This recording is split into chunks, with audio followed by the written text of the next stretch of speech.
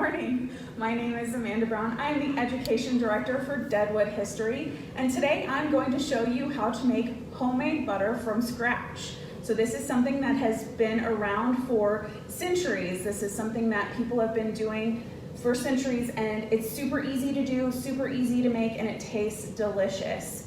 And so I'm going to show you how to do it using a mason jar, but there's tons of different ways that you can make this. You can make this with a butter churner if you're lucky enough to have one of these like they used in the late 18th century. Or maybe you can use, if you have one, a mixer or a KitchenAid or something like that that you have for modern times. But today I'm going to use my own muscles, my own manpower, woman power, and a mason jar. Now I have these little teeny tiny ones because it's just me and I don't need that much. So I have these little tiny mason jars. They're about 4 ounces. You can use a 16-ounce jar, a 24-ounce jar, the really, really big ones. It really doesn't matter what size you use because I'm not going to use too many measurements today. So I'm going to use this little jar and I'm going to use some heavy whipping cream. Those are the 2 things that I need to start off with.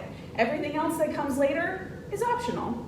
So I've got my jar here, and what I'm going to do is I'm going to take my heavy whipping cream like this, and the higher the fat content, the better. So what I am going to do is I'm just going to fill this halfway.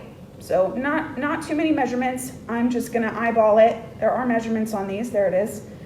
And I'm just going to fill it up halfway, just like that. And then, so I don't make a mess, I'm going to put my lid back on.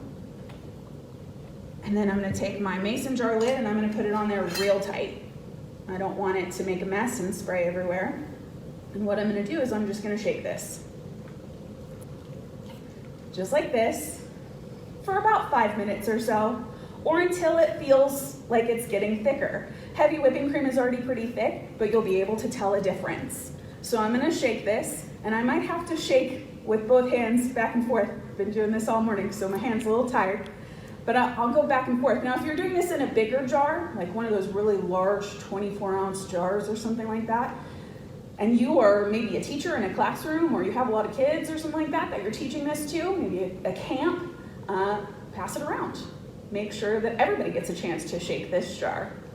So eventually, after about 5 to 7 minutes or so of shaking this jar, it's gonna feel a little bit more thick. It's gonna feel like it's got kind of a whipped cream consistency. And it's gonna maybe look a little bit like this. So there's the inside of my jar. This one I was shaking for about 5 to 7 minutes, and it looks like whipped cream. This is probably about the point where you would add some sugar to make it whipped cream, like you would put on a pie or a cake. I don't know, what do you put whipped cream on? Whatever you want, I guess. So that's the second phase of this heavy whipping cream turned into butter. Eventually, you're gonna start to hear something that sounds like this. It sounds like there's something in there, like there's something really thick and heavy in there. That's our butter. You can see in there, you can see there's like a little chunk of something. That's butter. The liquid is called buttermilk. You can use that in baking. Some recipes call for buttermilk. And what I'm going to do is I'm actually going to pour out as much of that buttermilk as I can till I just have the butter left. That worked out way better than I thought it would. So now I have this chunk of butter, and we'll see if it comes out. There it goes. And now there's nothing left in there. That's great. And I have this chunk of butter. Now you can leave it like this and just eat it like that, but we're gonna go one step further, and we are going to pour some cold water, preferably ice cold water, over the butter, and we're gonna squish it into a ball. So I have some ice cold butter here, and this is gonna be pretty cold. Whoop, a piece of ice got in there. We don't need that. That can go back in there. And what I'm gonna do is I'm just gonna try and get more of that buttermilk out. I'm gonna go on this side of this jar. So I'm just gonna kind of squeeze it with my fingers up against the sides. You can actually see it already kind of looks like butter.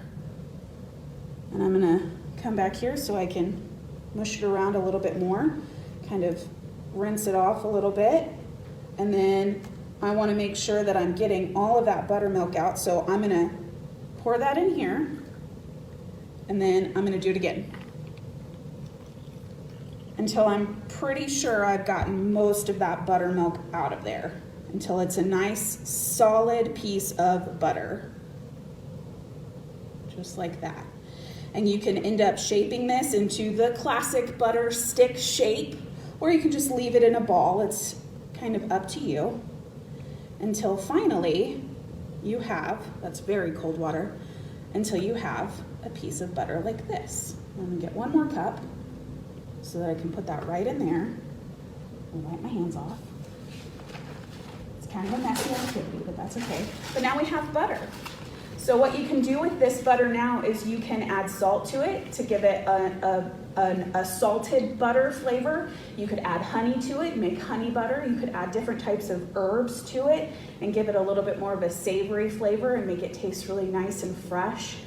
And then you can put it on different things, toast, you can put it on crackers, you can put it on whatever you want to put butter on. It's going to taste delicious, different types of bread, things like that. So I have some crackers, and what I'm going to do is I'm just going to take a piece of this butter right here.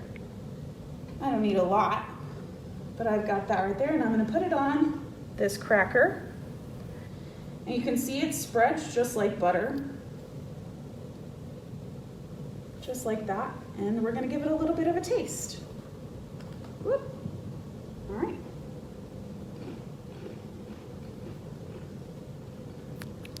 It tastes delicious. It tastes just like butter. It's smooth, it's creamy, it's absolutely fabulous. It's great. I gotta swallow it really fast before I continue talking. That's rude, right? All right. So if you make this at home, maybe this weekend you can find some time to make your own homemade butter from scratch. And if you do that, we'd love to hear how it turns out. We'd love to hear what you thought of the taste and what you thought of the activity, if it was hard, if it was easy, how long it took you for you to actually shake apart that butter. So we'd love to hear all about it. Thank you very much for joining me today for making some homemade butter. This was a lot of fun and it tastes delicious. I hope that you enjoyed this activity, and we'll see you for the next one. Bye.